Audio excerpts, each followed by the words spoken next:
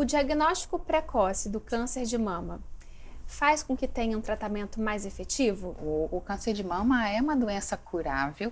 Hoje a gente tem alguns subtipos de câncer, que embora a gente fale câncer de mama e pareça uma doença única, ela é uma doença de múltiplas faces, né? Essas pacientes, elas precisam se conhecer para que nesse intervalo, caso surja alguma coisa, ainda assim seja detectado no início. O diagnóstico precoce do câncer de mama faz com que tenha um tratamento mais efetivo? Estamos no outubro, ele ainda não acabou. E a gente vai falar aqui um pouquinho sobre a conscientização e sobre os tratamentos e formas de prevenção do câncer de mama. Está aqui comigo a Angélica Lache, que é mastologista e uma querida amiga. Muito obrigada por você estar aqui hoje com a gente. Eu que agradeço esse convite. E a gente precisa falar do Outubro Rosa, né? Ele ainda não acabou, né, Angélica? Não, Mês que a gente trabalha bastante, né? E que a gente gosta também de falar que outubro é o ano inteiro, É né? verdade. Da importância dessa conscientização aí em relação ao câncer de mama. É verdade, né? Angélica, é verdade. Acaba que os consultórios eles ficam mais cheios, mas a gente precisa reforçar a importância do cuidado com o ano em todo, né? E o diagnóstico precoce do câncer de mama, ele pode impactar sim no tratamento, né, Angélica? Muito, muito. O câncer de mama é uma doença curável, né? E isso está diretamente relacionado ao quanto é precoce esse diagnóstico.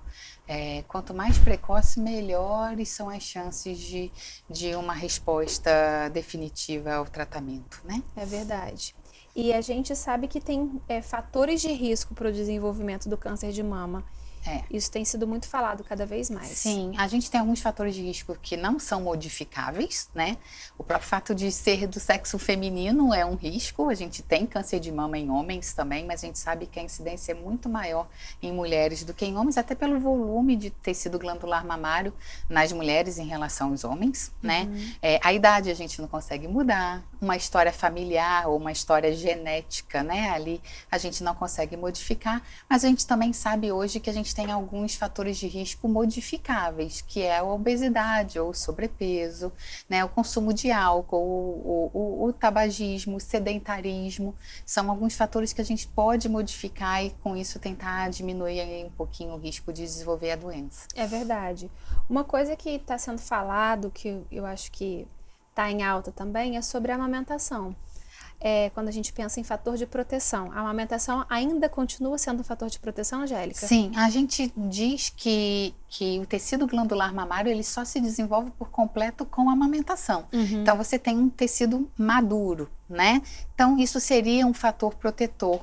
Isso não quer dizer que uma paciente que amamentou não possa desenvolver um tumor de mama, mas a complementação desse desenvolvimento tecidual mamário com a amamentação é um fator protetor também. Entendi. Tem mais alguma coisa de fator protetor que a gente poderia falar, Angélica? Há algumas questões que a gente sabe hoje, né? A gente, nessa vida mais atual, corrida, as mulheres têm cada vez mais postergado a gestação, né? O planejamento familiar.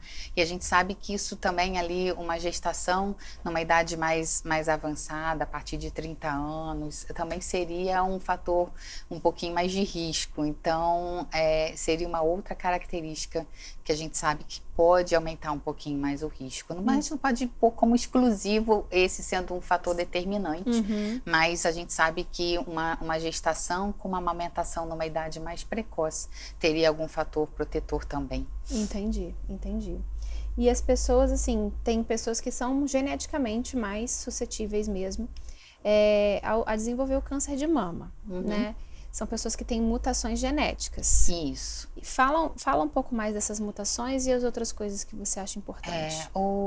A questão genética corresponde em torno de 15% dos casos de câncer de mama, né? Hoje, por mutação genética mesmo. Hoje a gente já sabe que tem algumas mutações em alguns genes que aumentam mesmo a predisposição do risco. Mundialmente é conhecida a Angelina Jolie, né? Com toda a prevenção que ela fez, sabendo que ela apresentava uma mutação genética para desenvolver câncer de mama e ovário, e ela optou por fazer preventivamente cirurgias para reduzirem ao máximo o risco de que ela pudesse ser ali ou vir a desenvolver um câncer de mama ou de ovário em algum momento.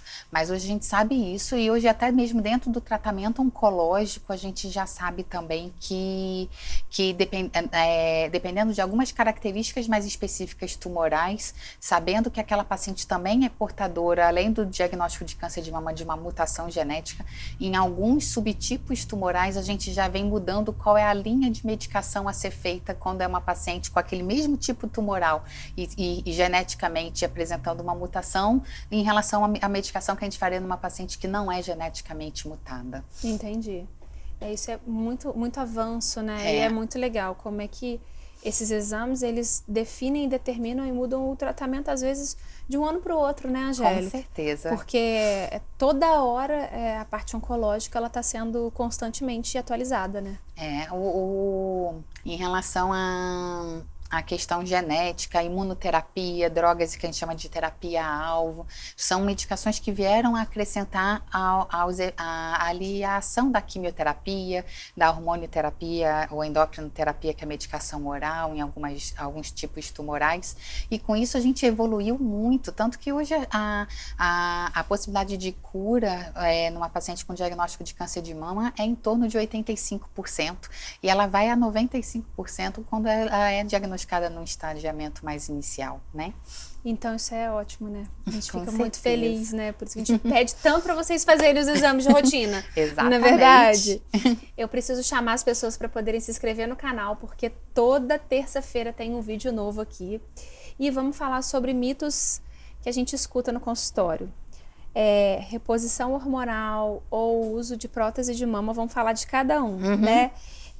E uso do anticoncepcional podem fazer desenvolver, propiciar o câncer de mama, Angélica? Em relação, vamos lá por partes, né? Por partes, vamos falar de todos. A reposição hormonal. O que a gente sabe hoje da reposição hormonal? Ela era vista como uma vilã, né? A paciente fez uso de reposição hormonal, ela iria aumentar muito o risco de câncer de mama. Hoje a gente sabe que não é bem assim. A gente sabe sim, em alguns estudos, que a reposição hormonal ela pode aumentar um pouco o risco de desenvolver um câncer de mama, mas isso está diretamente relacionado ao tempo de exposição e não ao uso em si. Então, até 5 anos não se evidencia nenhum aumento de risco do uso de reposição hormonal. A partir de 5 anos a gente tem um aumento daí no risco relativo um pouquinho a mais de vir a desenvolver algum tumor. Esse risco relativo dobra um pouquinho a partir de 10 anos de uso contínuo. Então, a gente sabe que o quanto a reposição hormonal melhora em termos de qualidade de vida para as pacientes ali, às vezes com muitos sintomas nessa fase inicial de menopausa. Então, esses estudos vieram mostrar que a gente pode mesmo fazer o uso em casos de pacientes com perda de qualidade, né? E acompanhando em conjunto essa mama, e aí depois com 5 ou com 10 anos a gente vai reavaliando ali se ela ainda mantém os sintomas, se dá para de repente estar suspendendo para que esse risco realmente não se torne um pouquinho mais incidente ali, né? Sim, com certeza. A prótese de silicone, não. A prótese de silicone, ela não causa câncer de mama, e eu acho que uma coisa que a gente tem que estar sempre informando é que a paciente que tem prótese, ela pode e deve seguir fazendo todos os exames regularmente. Tem muito esse mito de que quem tem prótese não pode fazer a mamografia, né? E isso não existe. A mamografia pode ser feita normalmente em pacientes com prótese, né? Então ela deve seguir fazendo os rastreios de acordo com a indicação de mamografia, e eventualmente a complementação com ultrassom ou uma ressonância.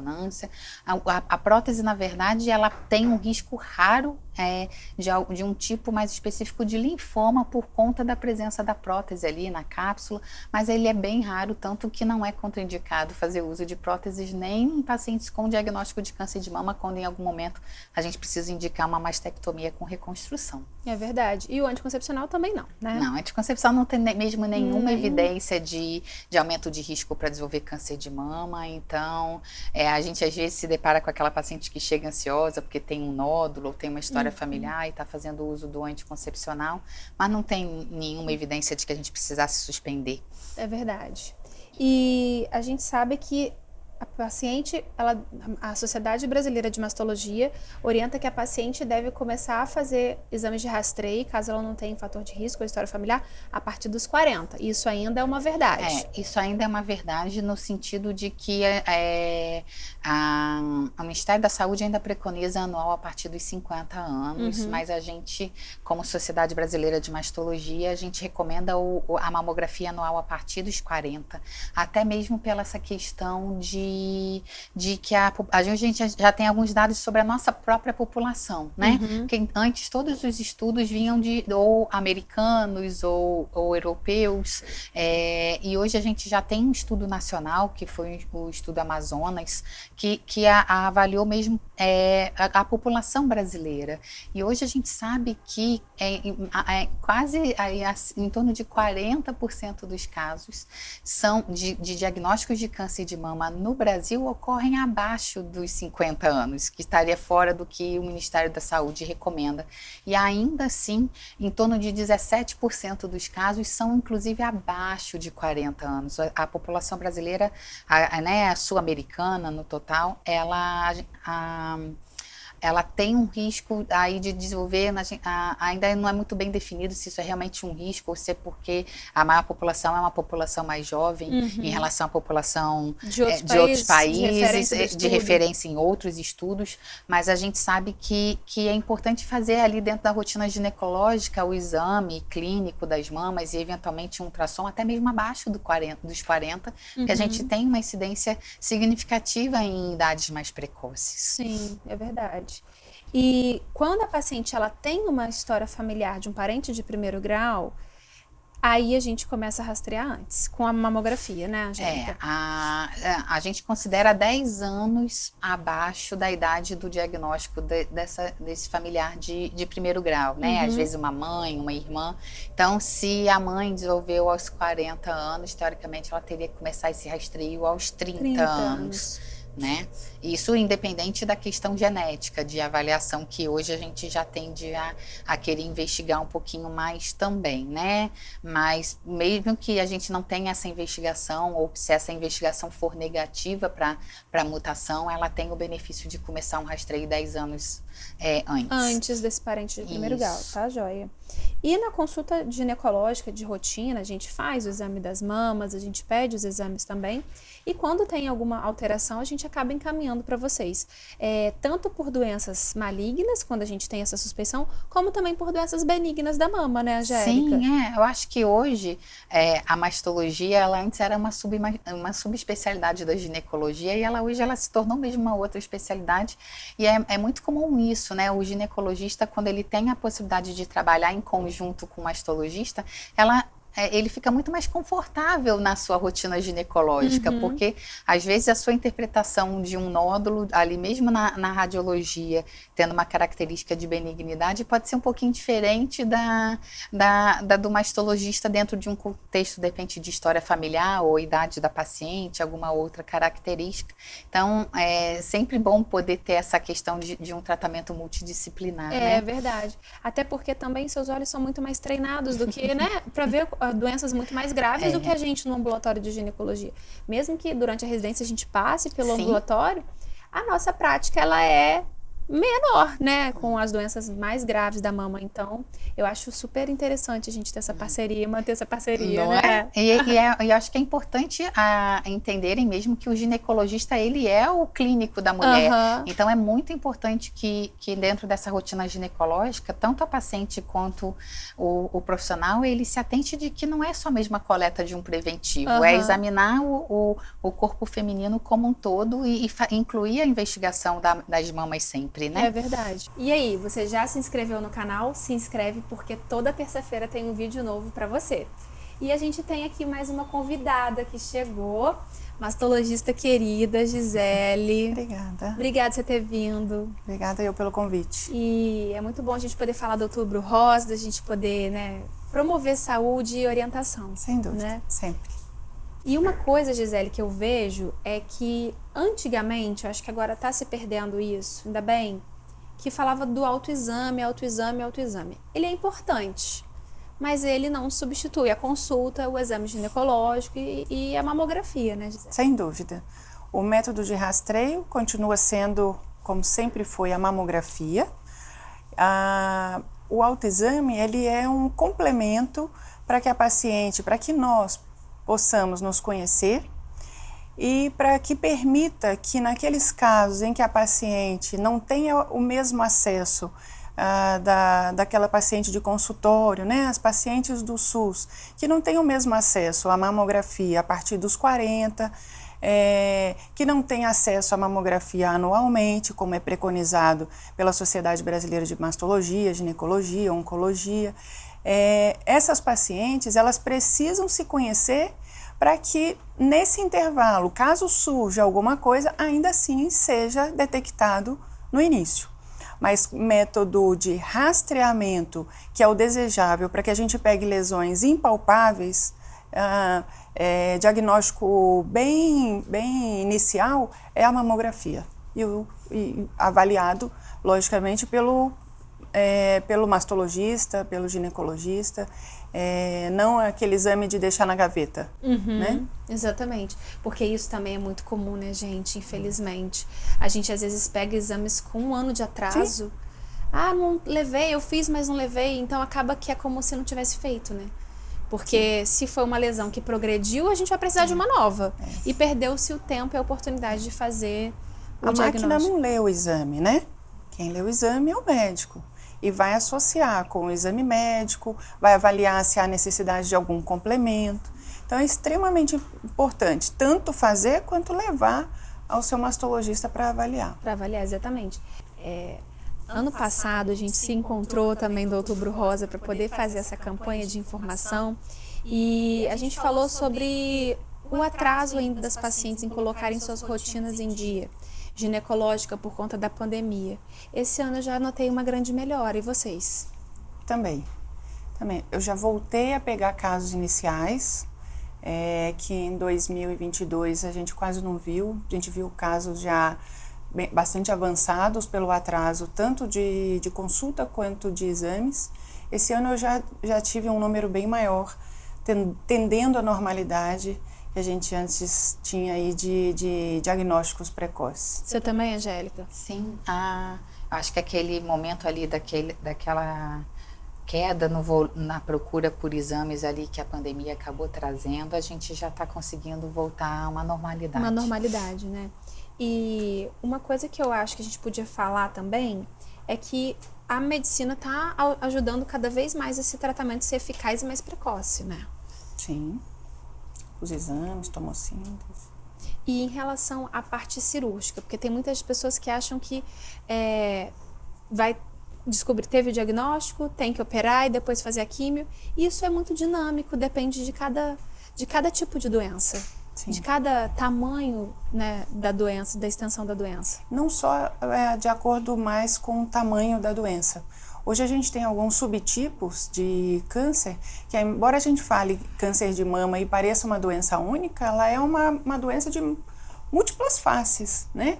Então, há alguns subtipos específicos que a imunohistoquímica nos traz, lesão de 1 centímetro, a depender da imunohistoquímica, tem indicação de quimioterapia. Antes de operar. Sim, exatamente. Pré-cirúrgico, porque a gente sabe que essa doença ela tem um potencial muito maior de desenvolver metástase, então eu preciso tratar primeiramente o sistêmico para depois me preocupar com o tratamento local.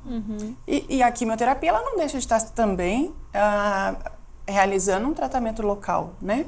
Então, antigamente o que a gente tinha a lesão tem mais do que X centímetros, ou a axila é positiva, aí sim vai para a quimioterapia.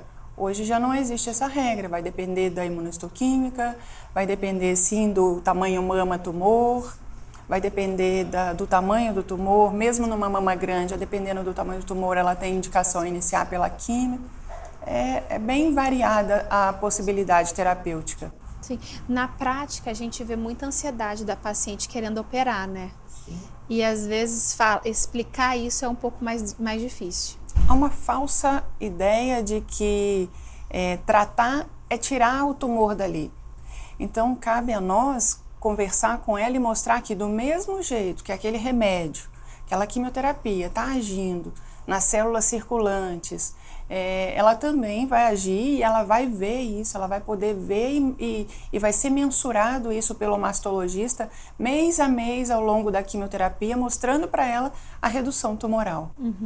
É verdade, isso é importante, que a ansiedade em operar logo, e às vezes demora depois da quimio também para operar, né, Angélica? E a gente tem que conscientizar que está tratando, né? Com certeza. Em relação à evolução também, as cirurgias evoluíram muito, né, Gi? Antigamente a gente tinha só a mastectomia ou o que chamavam de quadrantectomia, né, que era a retirada de um quadrante da mama. E aí, ao longo dos anos, foram surgindo outros estudos que foram mostrando que a gente podia ser um pouquinho mais conservador na mama, não precisava tirar o tumor com tanta margem de tecido normal em volta. E aí, aos poucos, foi evoluindo também de poder a axila não precisar obrigatoriamente ser totalmente esvaziada, retirado todos aqueles linfonodos, todas aquelas ínguas, né, da axila, que a gente poderia estar tirando só mesmo uma primeira amostragem, um linfonodo sentinela.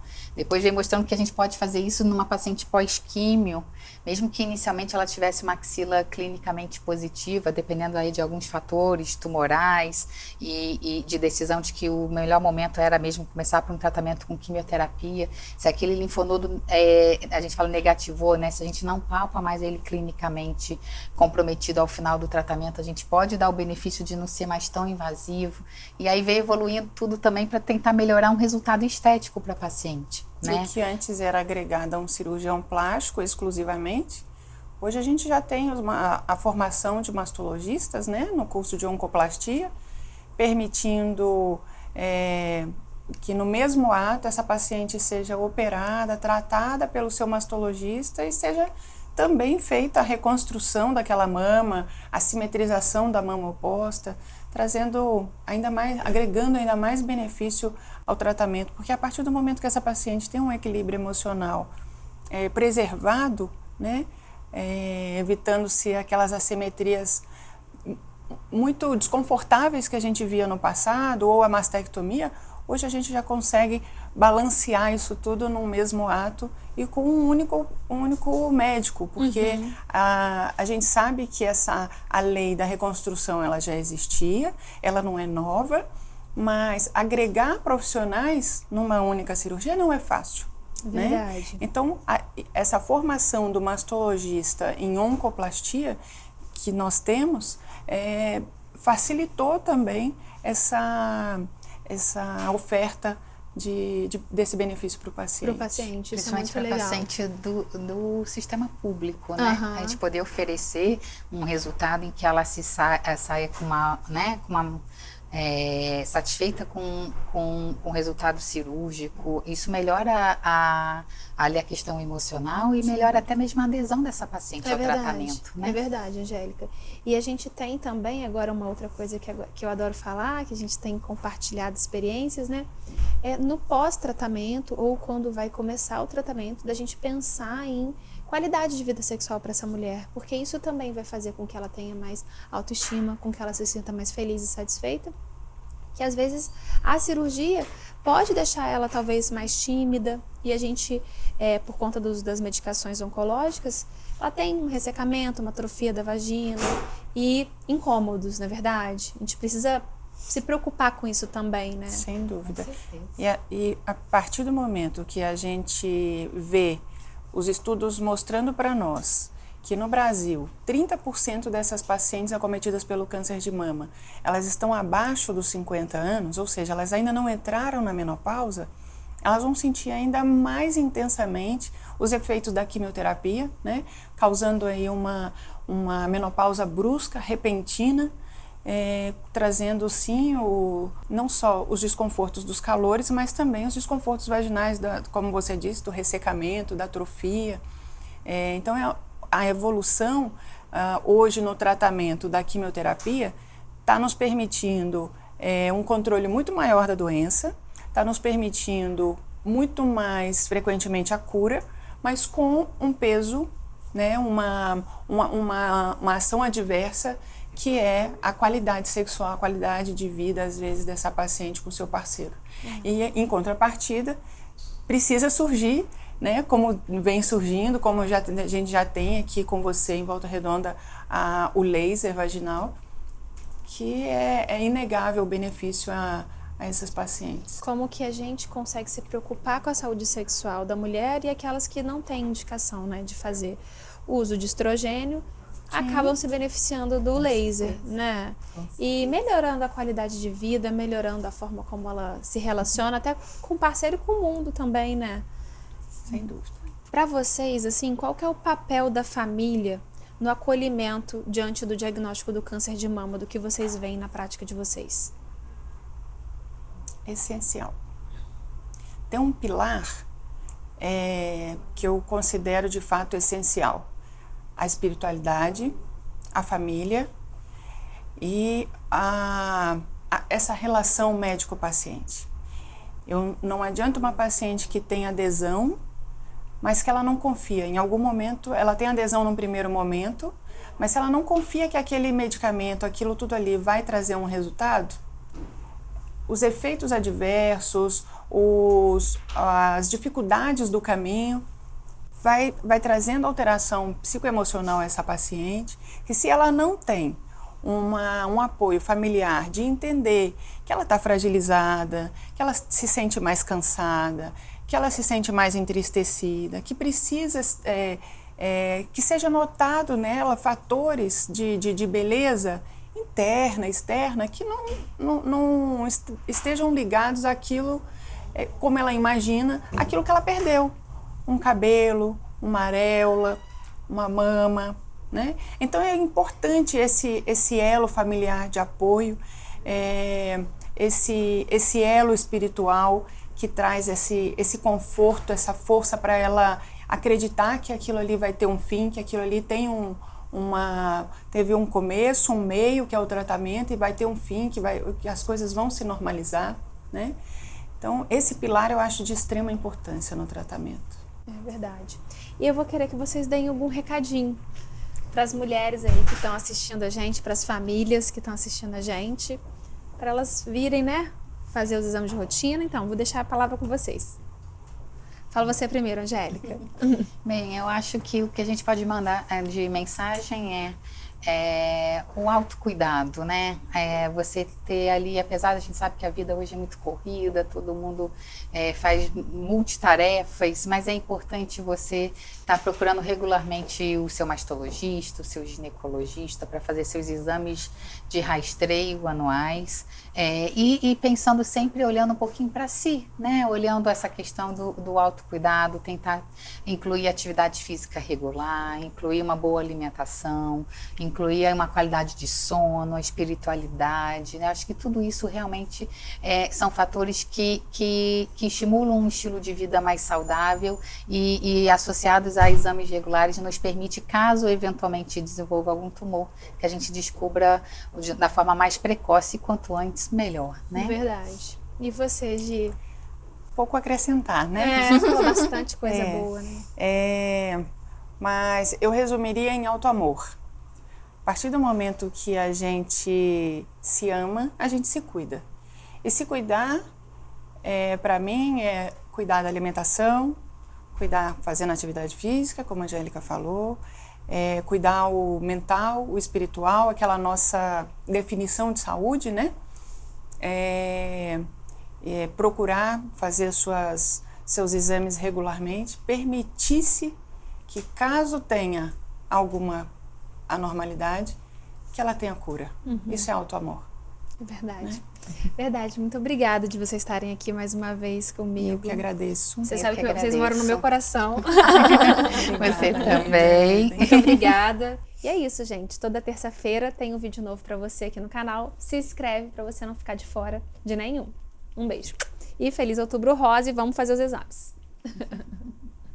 Momento Moderna. Toda terça-feira um vídeo novo aqui no canal. Se inscreva, ative o sininho e fique por dentro de todas as novidades. Um oferecimento Drogaria Moderna. Há mais de 50 anos, trabalhando com dedicação para oferecer o melhor para a sua saúde e bem-estar.